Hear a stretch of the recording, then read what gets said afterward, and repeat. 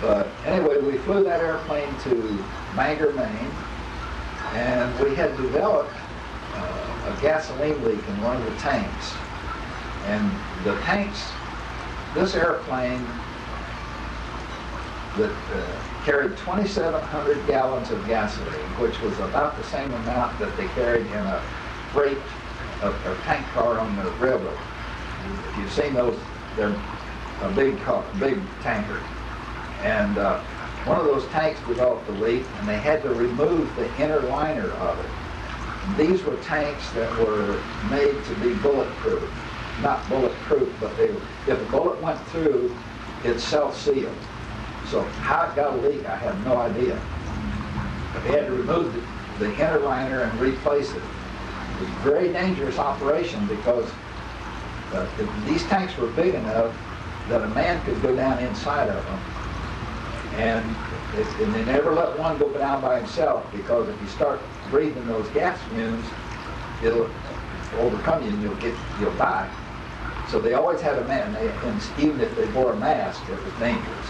And but anyway, it took them 3 days to remove the tank liner and replace it. And where did they do that? This was at Bangor. Yeah, it was on an air base there. And after we got the airplane back Do you remember the name of the airspace? It was Bangor Air Force. Oh. Bangor Air Force Base. Bangor, anyway, can't remember. But it was Bangor something. We went from there up to Newfoundland, landed up there, and we were there about 24 hours. When we took off from there, we had a very low ceiling, and had just got off the ground and climbed into the clouds. And I put the airplane on autopilot, and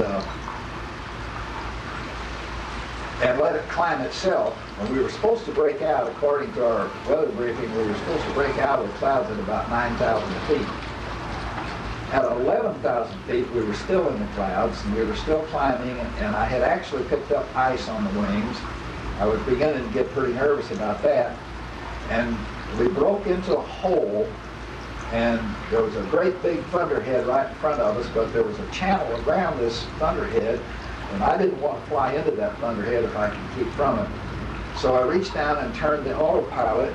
It had a turn just like a automatic, which it was. The airplane would automatically make a turn. When I turned it, the airplane should have banked and made a turn. And I don't know if it was the ice, I don't know what caused it to do this, but instead of making a banking turn, it started to make a slow roll. It was going right straight ahead, and I turned it back, and it went back the other way, and about that time we ran into this thunderhead, and I reached down and turned the whole thing off. And then I knew why they had always given us unusual positions when we took instrument test flights, because I was in a climbing, turning position when I took the airplane away from the autopilot, and I had to recover and get the airplane straightened out and back on flight, which was actually not a big problem, but it showed me that the stuff they had taught us in our training was well worth learning. We finally climbed out. Probably scared you to death. Yeah, that too. My God. Well, I was sitting there without a seatbelt on, blah, blah, blah, you know. And so anyway, we finally broke out at about 13,000 feet. We got up on top, and we flew, no problems. We flew to Reykjavik, Iceland, and I could hear that Reykjavik was sucked in from the way out. I was listening to the radio, and I could hear them talking. They were letting airplanes down through the clouds. And out where I was, there was occasional clouds, but lots of open flying, and I just went down between the clouds and got down close to the water and went in on the deck and didn't have to go through all that, and went in and landed at Reykjavik. And we were there for 3 or 4 days, and we were there on June the 6th 1944, and that was the date that they invaded Europe. And the reason we couldn't fly on was because the weather that was so bad in Europe was between us and England, and so we had to wait till that weather passed on before we could go on into England.